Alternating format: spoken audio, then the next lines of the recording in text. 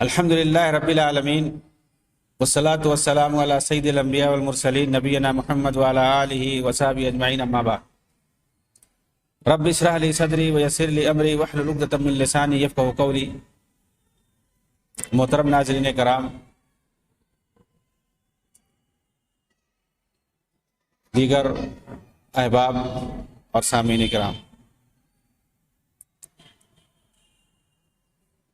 حسن بننا کے افکار و نظریات پر میری گفتگو چل رہی تھی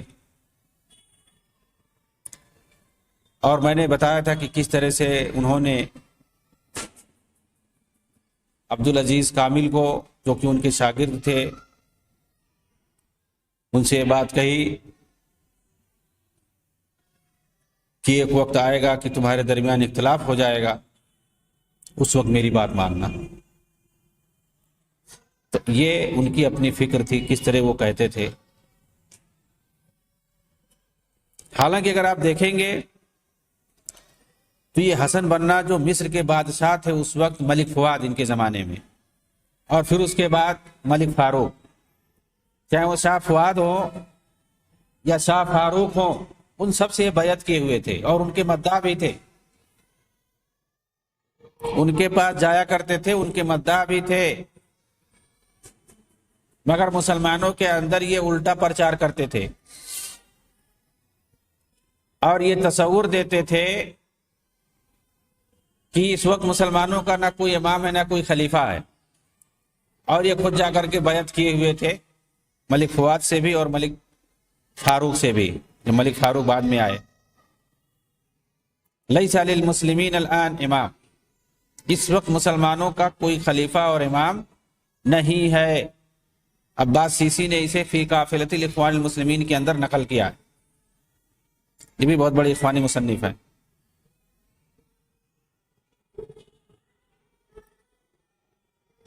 تو ملک فاروق کے حق میں یہ باقاعدہ نعرہ لگواتے تھے اپنی جماعت کے طلباء سے، اور کہتے تھے کہ ملک فاروق کے ساتھ اللہ تعالیٰ ہے، اس کی مدد کرنے والا ہے۔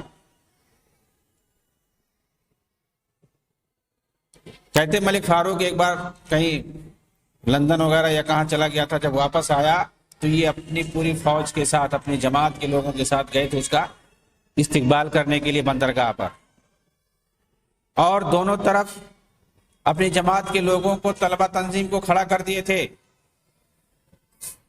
ملک فاروق بہت خوش ہوا دیکھ کر کے کہ کس طرح سے لوگ منظم ہیں، ہمارا استقبال کر رہے ہیں۔ یہ سب ملک فاروق کے ساتھ یہ کر رہے ہیں، اس وقت جو شاہ تھا مصر کا، ان سے یہ جا کر کے ملتے تھے، خفیہ میٹنگیں کرتے تھے۔ کون؟ حسن بننا، اور باہر آ کر کے بولتے تھے کہ اس وقت مسلمانوں کا کوئی خلیفہ نہیں ہے، کوئی امام نہیں ہے۔ بھائی کوئی امام نہیں ہے تو بیعت کس لیے کر رہے ہو ان لوگوں سے؟ بیعت تو امام سے کی جاتی ہے۔ آپ دیکھیے، ایک طرف اپنی جماعت کے لوگوں سے اپنی بیعت خود لے رہے ہیں، اور دوسری طرف خود اپنا بیعت لے رہے ہیں، اپنا بیعت دے رہے ہیں کس سے؟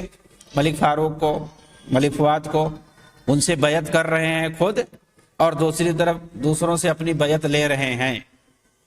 یہ سب کیا ہے؟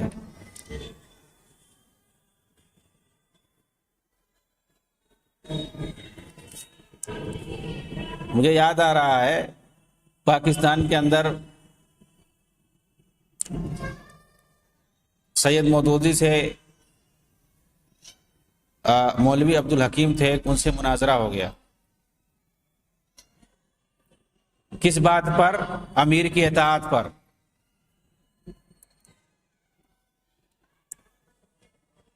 انہوں نے ایک سوال کر لیا سید مودودی سے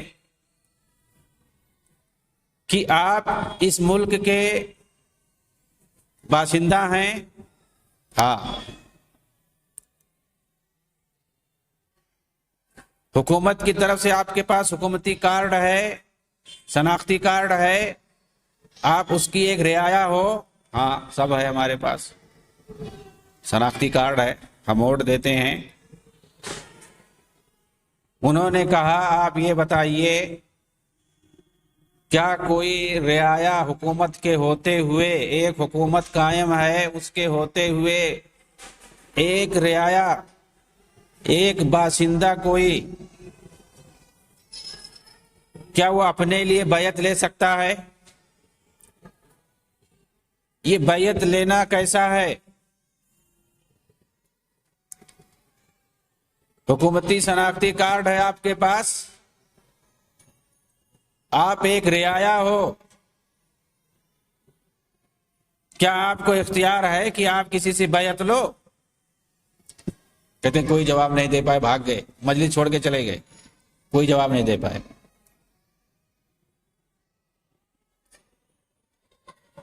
تو یہ ان لوگوں کی حالت ہے کہ ایک طرف حسن بننا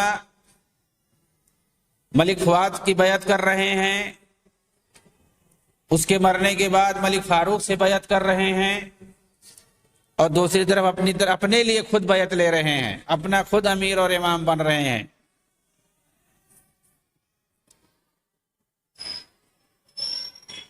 تو یہ حسن بننا اپنی جماعت کے خلاف خروج کرنے والوں اور اس کے خلاف لڑنے والوں کو اسی طرح خارجی سمجھتے تھے جیسے حکومت وقت کے خلاف خروج اور بغاوت کیا جاتا ہے۔ بتائیے، پھر بھی یعنی مطلب یہ ہے کہ جس کو کہتے ہیں حکومت کے اندر حکومت، دولہ فی دولہ۔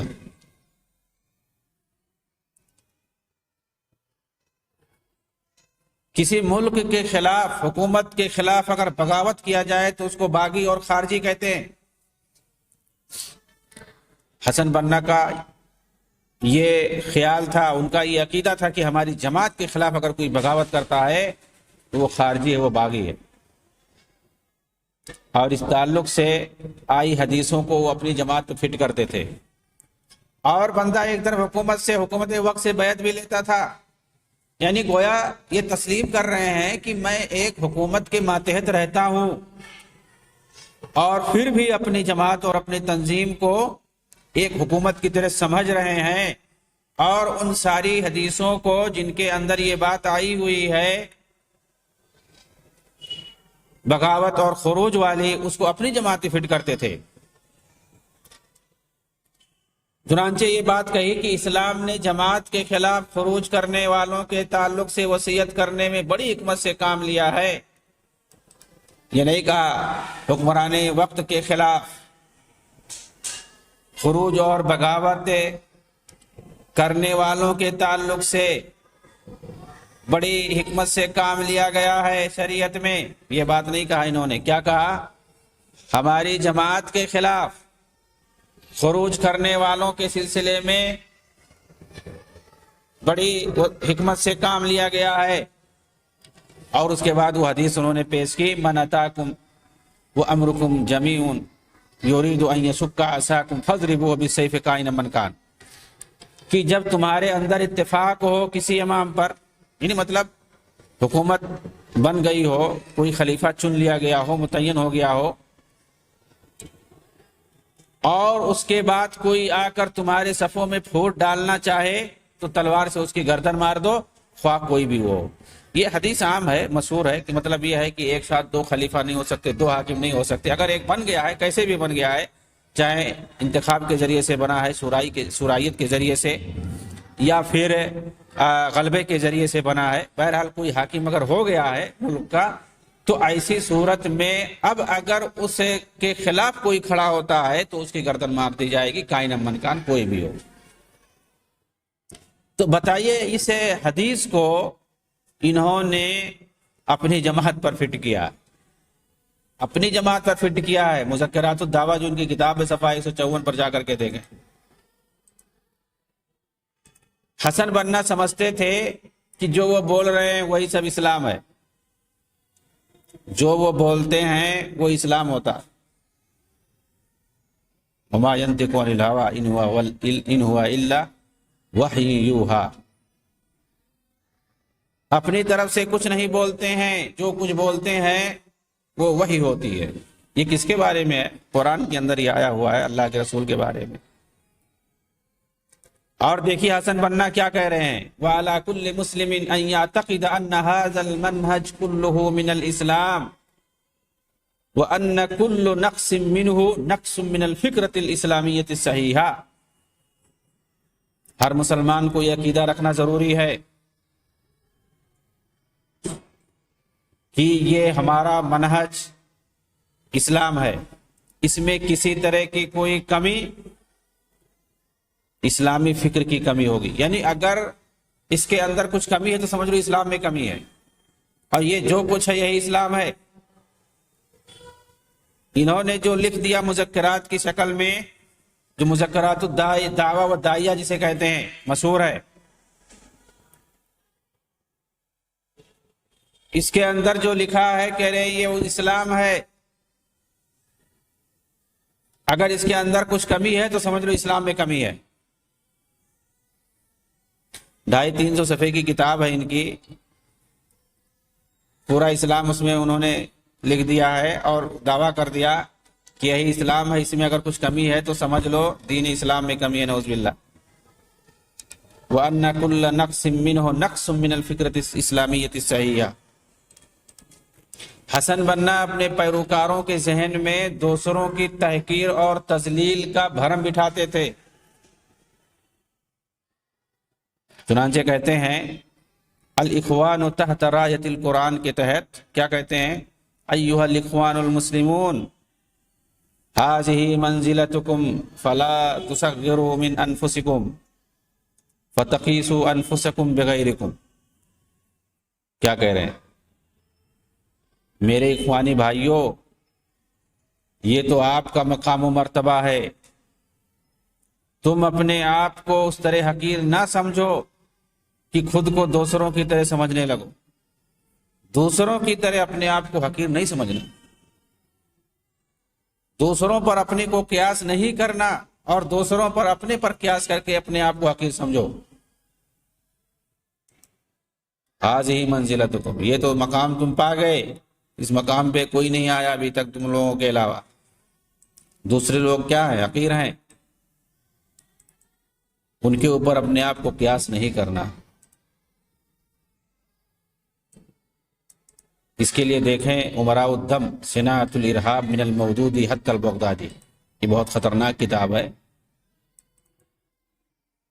اخوانیوں کے پورے تانے بانے کو جوڑا گیا ہے، جو داعشی تنظیمیں ہیں جہاد کے نام پہ جو خون خرابے کرتے ہیں، ان تمام داعشی تنظیموں کے تانے بانے کو جوڑا گیا ہے اخوان المسلمون سے، اور اس میں حسن بننا، سید قطب، یوسف قرضاوی، سید مودودی، ان تمام لوگوں کو بتایا گیا ہے کہ یہ سب کے سب امراء الدم ہیں، جتنی تنظیمیں جہاد کے نام پر خون خرابے کر رہی ہیں، ان سب کے ماسٹر مائنڈ ہیں یہ سارے لوگ، انہی لوگوں کی تعلیمات پر عمل کر کے یہ لوگ آج یہ حرکتیں، یہ کارستانیاں کر رہے ہیں۔ تو یہ کتاب بہت خطرناک ہے، ساری چیزیں اس میں انہوں نے دلائل کے ساتھ، پروف کے ساتھ لکھا ہے۔ بلکہ حسن بننا نے اپنے پیروکاروں کو ایسا لباس اختیار کرنے کا مشورہ دیا کہ جس کے ذریعے وہ دوسرے لوگوں سے ممتاز ہوں۔ بدقسمتی سے حسن بننا کی یہ پرورش مسلک سلف کے منہج پر نہ ہو سکی، بلکہ صوفیوں کے منہج پر ہوئی ہے۔ ان کی جو پرورش ہوئی ہے صوفیوں کے منہج پر، وہ بھی بدترین انحراف کا شکار شاذلی خصافی تصوف کے منہج پر۔ تصوف کے اندر بہت سارے سلسلے ہیں، تو اس میں ایک سلسلہ شاذلی خصافی کا، شاذلیہ الخصافیہ، اسی سلسلے سے ان کا تعلق تھا اور اسی منہج پر ان کی تربیت ہوئی ہے، اسی منہج پر ان کے والد خود تھے۔ بلکہ اس سلسلے پہ یعنی خصافی اور شاذلی سلسلے سے متعلق ان کے والد نے ایک کتاب بھی لکھی ہے، تنویر الزکیہ فی اوراد الطریقۃ الزورقیہ، جو 1933 میں شائع ہوئی تھی۔ تصوف اختیار کرنے کے بعد حسن بننا شیعوں کے افکار و نظریات حاصل کرنے کے لیے جمال الدین افغانی کو اپنا استاذ بنایا، جن کی تفصیل آ چکی ہے، لیکن دونوں میں سے مصیبت کے وقت کسی نے مدد نہیں کی۔ دونوں میں سے مطلب شیعوں نے بھی مدد نہیں کی اور صوفیوں نے بھی کبھی مدد نہیں کی، یہ کہنا چاہتے ہیں۔ صوفیوں نے خوشحالی کے وقت خوب نعرے لگائے، مگر پابندی کے زمانے میں جس وقت تنہائی کے اوقات کاٹ رہے تھے حسن بنا، کوئی پوچھنے والا نہیں تھا ان کا، یہاں تک کہ جنازے میں کوئی شریک تک نہیں ہوا۔ دوسری طرف نواب صفوی کے احتجاجات جماعت پر پابندی لگنے کا سبب بنا۔ کہتے ہیں اخوان المسلمون جو جماعت اس پر جو پابندی لگنے کی اصل وجہ ہے وہ نواب صفوی تھا، شیعہ رافضی ایران کا تھا اور جامع ازہر میں یہ بھی رہتا تھا۔ یہی اخوانی طلبہ کو اکٹھا کرتا تھا اور حکومت کے خلاف مظاہرہ کروانے کے لیے یہی ماسٹر مائنڈ تھا۔ اسی نے یہ مشورہ دیا تھا کہ طلبہ کے ذریعے سے مظاہرہ کروایا جائے، اس سے جماعت کی ایک امیج بنے گی اور لوگوں کی سمجھ میں آئے گا کہ جماعت کتنا منظم ہے۔ تو یہ رافضی جو تھا شیعہ، نواب صفوی سید قطب کا بہت ہی کٹر دوست تھا، حسن بنا ہی کے ساتھ رہتا تھا۔ یہ کہتے ہیں کہ جو پابندی لگائی گئی اس کی مین وجہ وہی تھی، احتجاجات وغیرہ، گویا یہ سبب بنا، لیکن کبھی بھی خاص طور سے آخری عمر میں اس نے ساتھ نہیں دیا سید حسن بنا کا۔ یہ نواب صفوی جس نے اپنی پوری سیاست افغانی سے سیکھی تھی،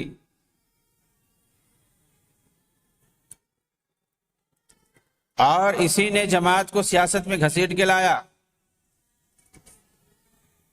پھر اس کے بعد ایسا پھنسا دیا کہ نتیجے میں سیاست بھی گئی، دعوت بھی گئی، اور 1948 میں پابندی لگ گئی مکمل طور سے۔ یہی وجہ ہے کہ حسن بنا نے توحید الوہیت اور عبادت کے اندر انبیاء، رسول، سلف صالحین کا طریقہ چھوڑ کر مشرکانہ صوفیوں کا طریقہ اپنایا۔ حسن بنا نے وہ مشرکانہ صوفیوں کے طریقے پہ تھے، وہ ساری چیزیں جو مشرک صوفی کرتے ہیں، آج اس کی واضح مثال آپ بریلویوں کی دے سکتے ہیں کہ کیسے یہ لوگ مزار پہ کرتے ہیں ساری چیزیں، اور بہت سارے خرافات جو کرتے ہیں، تو وہی ساری خرافات ان کے اندر بھری پڑی تھی۔ یہ خود کہتے ہیں ھذا الحبیب مع الاحباب قد حضر وسامح الکل فیما قد مضى وجرى۔ اللہ کے رسول کے بارے میں عید میلاد نبوی مناتے تھے، یہ جشن میلاد، تو اس موقع پر یہ قصیدہ پڑھتے تھے۔ یہ ہیں جناب مصطفیٰ جو احباب اور دوستوں کے ساتھ حاضر ہو چکے ہیں۔ بریلوی جس طرح سے حاضر ناظر کا عقیدہ رکھتے ہیں، میلاد کے وقت کھڑے ہو کر دعا پڑھتے ہیں، نظم پڑھتے ہیں، اور یہ عقیدہ رکھتے ہیں کہ اللہ کے رسول آ گئے ہیں، نعوذ باللہ، تو وہ عقیدہ ان کا تھا کہ میلاد جب پڑھتے ہیں تو اللہ کے رسول آ جاتے ہیں میلاد کے وقت، نعوذ باللہ۔ ھذا الحبیب مع الاحباب قد حضر، یہ ہیں ہمارے حبیب مصطفیٰ جو اپنے احباب اور دوستوں کے ساتھ حاضر ہو چکے ہیں، اور سارے لوگوں کی پچھلی غلطیوں کو معاف کر دیا، اتنے لوگ یہاں حاضر ہیں، نعوذ باللہ۔ مطلب اس میں ایک طرف سے رغبت دلائی گئی ہے کہ جو میلاد منایا جاتا ہے اس میں جو لوگ شریک ہوتے ہیں ان کے گناہوں کو معاف کر دیا جاتا ہے۔ اور کون معاف کرتے ہیں؟ بھئی گناہوں کی معافی کا اختیار کس کو ہے؟ یہ لوگ اللہ کے رسول کو سمجھ رہے ہیں، مان رہے ہیں، ان کا عقیدہ ہے کہ اللہ کے رسول آ کر کے معاف کرتے ہیں، وسامح الکل فیما قد مضى وجرى، جو بھی گناہ ہوئے ماضی میں سب معاف، اللہ کے رسول نے سب کو معاف کر دیا، نعوذ باللہ۔ وہ تو معاف کرنے کا بعد کا مرحلہ ہے، اس پہلے لاتے ہیں، یہ حاضر کراتے ہیں یہ اگر دیکھا جائے منطقی اور معقول اعتبار سے تو کیا یہ بے ادبی نہیں ہے کہ اللہ کے رسول کو بلاؤ، تم جاؤ اللہ کے رسول کے پاس خود، ہر جگہ تم لوگ بلاتے پھرتے ہو اپنے پاس۔ تو یہ حسن بنا کا عقیدہ تھا۔ حسن البنا باقلام تلامذتہ، صفحہ نمبر 70-71 پہ ان کے تعلق سے یہ باتیں لکھی ہوئی ہیں کہ یہ پڑھتے تھے حاذ الحبیب مع الاحباب قد حضرا وسامح الکل فیما قد مضى وجرا۔ ان کے تصوفانہ افکار کو اگر ہم دیکھتے ہیں تو بالکل جو باطنی عقیدہ ہے وہ سارے عقائد ان کے یہاں پائے جاتے تھے۔ کیوں؟ اس لیے کہ انہوں نے اپنا تصوفانہ فکر جو ہے اسے عبدالوہاب حصافی سے حاصل کیا تھا، جو کہ اس وقت مصر کے اندر حصافی سلسلے صوفیت کے شیخ تھے۔ اسی تصوفانہ فکر نے حسن بنا کے اندر خواب ذوق کی باتوں پر یقین کرنے اور پیری مریدی کی عادت ڈال دی تھی، جسے وہ روحانی ذوق سے یاد کرتے تھے۔ مرشد اول ہونے کی وجہ سے یہی فکر ان کے پیروکاروں کے اندر بھی آئی ہے، اور وہ اسی لیے خود کو مرشد کے سامنے مردوں کو غسل دینے والوں کے سامنے لاش جیسا سمجھنے لگتے ہیں۔ ان کا کہنا ہوتا ہے اخوانیوں کا، جماعتیوں کا، کہ مرشد کے سامنے ایک مرید ایسے ہی ہوتا ہے جیسے غسل دینے والے کے سامنے مردہ۔ تو اپنی مثال یہ مردوں سے دیتے ہیں، مطلب غسل دینے والا مردے کو جیسا چاہتا ہے الٹ پلٹ کرتا ہے، اس کی کوئی مرضی نہیں ہوتی ہے۔ تو ایسے خود کو سمجھنا چاہیے، یہ کہتے ہیں مرشد کے سامنے، اپنے پیر کے سامنے۔ ہر چیز کو پر اسرار بنا کر پیش کیا ہے حسن بنا نے۔ کوئی بھی چیز ہے پر اسرار بنا کے پیش کرو، اس کو راز میں رکھنا، اس کو کسی سے بتانا نہیں، یہ ساری چیزیں۔ جیسا کہ ابن عربی نے اپنے پیروکاروں کو ہدایت کی کہ علوم شریعہ کے اندر جس کا تعلق علم حقائق سے ہے انہیں لوگوں کے سامنے کبھی پیش نہ کیا جائے، اور حسن بنا نے اسے اپنے قول و عمل کے ذریعے سے ثابت کر دیا، کیونکہ یہ بھی تصوف سے جڑے ہوئے تھے۔ حسن بنا اپنے صوفی سلسلے کے بارے میں لکھتے ہیں وَصَحِبْتُ الْإِخْوَانَ الْحُصَافِيَّةَ بِدَمَنْهُورٍ وَوَاظَبْتُ عَلَى الْحَضْرَةِ فِي مَسْجِدِ التَّوْبَةِ كُلَّ يَوْمٍ سَبْتٍ تَلَقَّيْتُ الْحُصَافِيَّةَ عَنْهُ وَأَذِنَّنِي بِأَوْرَادِهَا وَوَظَائِفِهَا۔ میں نے دمنہور میں حصافی دوستوں کی صحبت اختیار کی، مسجد توبہ کے اندر ہر رات صوفی اجتماع الحضرہ میں شریک ہوتا تھا، وہیں پر سید عبدالوہاب بھی حاضر ہوتے تھے، جن میں سے شاذلی، جن سے میں نے شاذلی حصافی سلسلہ حاصل کیا ہے۔ مزید شیخ نے مجھے حصافی سلسلے کے ذکر و اوراد اور وظائف کی بھی اجازت دے رکھی ہے۔ یہ انہی کی کتاب میں ہے، مذکرات الدعوہ والداعیہ کے اندر، صفحہ نمبر 27۔ تو انہوں نے حصافی شاذلی سلسلہ کس سے اختیار کیا تھا، کس سے حاصل کیا تھا؟ عبدالوہاب سے، جو اس وقت وہ صوفی تھے اس سلسلے کے، انہی کے پاس سے انہوں نے جا کر کے یہ حاصل کیا تھا یہ سلسلہ، اور کہتے ہیں کہ اسی کے اوراد اور وظائف کی میں نے ان سے اجازت بھی لی تھی۔ جابر رزق نے اپنی کتاب حسن بنا باقلام تلامذتہ و معاصرہ، اس کتاب کے اندر صفحہ 8 پر لکھتے ہیں حسن بنا کا تعلق حصافی صوفیوں سے دمنہور میں مضبوط ہوا۔ مسجد توبہ میں آپ برابر حصافی صوفیوں سے ملتے تھے اور ان کے اجتماع میں شریک ہوتے تھے، اور اس سلسلے کو وہیں پر حاصل کیا، یہاں تک کہ محب کے مرتبے سے منتقل ہو کر کے تابع کے درجے تک پہنچ گئے تھے۔ ہوتا ہے ان کے یہاں کئی درجات ہوتے ہیں، تو محب ہوتا ہوگا پہلے، اس کے بعد تابع ہے، پھر اس کے بعد عارف باللہ اور کیا کیا، تو یہ تابع کے درجے تک پہنچ چکے تھے۔ حسن بنا کا تعلق قبوری صوفیت سے حد درجہ بڑھا ہوا تھا، جو قبوری صوفی تھے ان لوگوں سے ان کے تعلقات، یہاں تک کہ اپنے سلسلے کے شیخ کو خواب میں اکثر دیکھا کرتے تھے عبد الوہاب الحصافی، جیسا کہ انہوں نے اپنی کتاب مذکرات کے اندر صفحہ نمبر 25 میں بیان کیا ہے۔ بلکہ ایک حصافی صوفی جمعیت کے قیام میں شرکت بھی کیا، اسے انہوں نے خود اپنی کتاب مذکرات صفحہ 28 کے اندر نقل کیا ہے۔ آگے کہتے ہیں کہ اسی درمیان ہمارے دل میں یہ خیال آیا کہ محمودیہ کے اندر ایک اصلاحی جمعیت کی بنیاد ڈالنا چاہیے، چنانچہ الجمعیہ الحصافیہ الخیریہ کے نام سے ایک صوفی جمعیت کی بنیاد ڈال دی گئی۔ پھر مجھے اس کا سیکریٹری بنا دیا گیا۔ پھر کچھ دنوں کے بعد اسی سے ملتی جلتی ایک اور جمعیت کی بنیاد ڈالی گئی، جسے بعد میں الاخوان المسلمون کے نام سے جانا گیا۔ تو یعنی پہلے انہوں نے صوفیت اختیار کر کے اور اسی سلسلے کے نام پر ایک رفاہی تنظیم بنائی تھی جس کا نام تھا الجمعیہ الحصافیہ الخیریہ، اور بعد میں چل کر کے 1928 کے اندر انہوں نے الاخوان المسلمون کی بنیاد ڈالی تھی۔ حسن بنا یہ تصوف میں کچھ زیادہ ہی غرق ہو گئے تھے، جیسا کہ انہوں نے اپنی کتاب مذکرات صفحہ 32 کے اندر نقل کیا ہے۔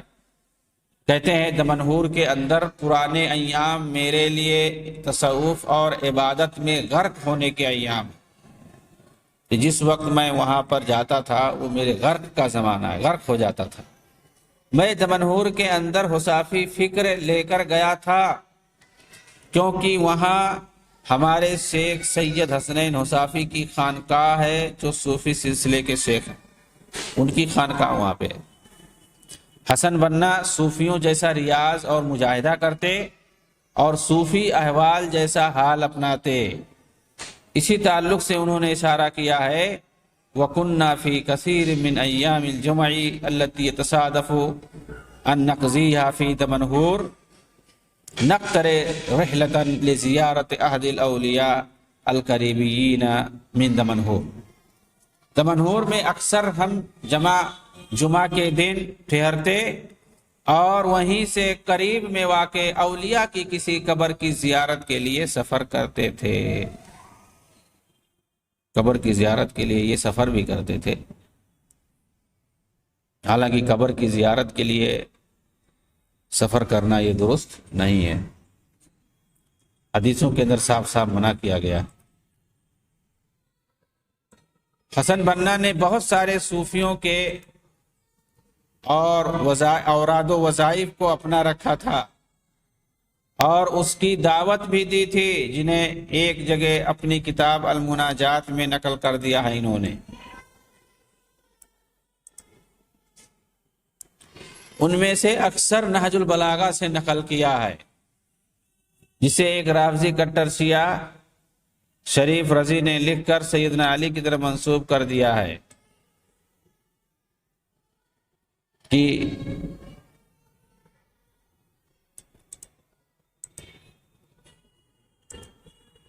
بطور خاص تیجانی طریقے کو انہوں نے خود سیکھا ہے، اسے نقل کیا ہے اور اس کی طرف ایک خاص انداز میں پڑھنے والوں کے لیے لوگوں کو دعوت بھی دی ہے۔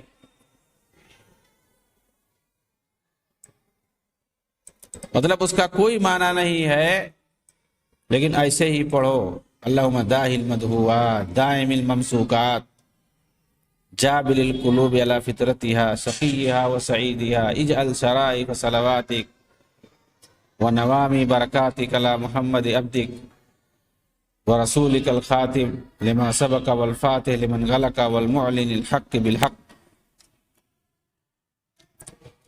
اس طرح سے انہوں نے تصوف کے تعلق سے اپنی کتاب میں بہت کچھ لکھا ہے اور تصوف کی طرف لوگوں کو دعوت دی ہے، تبلیغ کیا ہے، اور زمانے تک یہ اس پر قائم بھی تھے۔ اللہ تعالیٰ افکار منحرفہ سے بچائے اور صحیح دین پر عمل کرنے کی توفیق بخشے۔ آمین۔ وآخر دعوانا ان الحمدللہ رب العالمین۔ والسلام علیکم ورحمۃ اللہ وبرکاتہ۔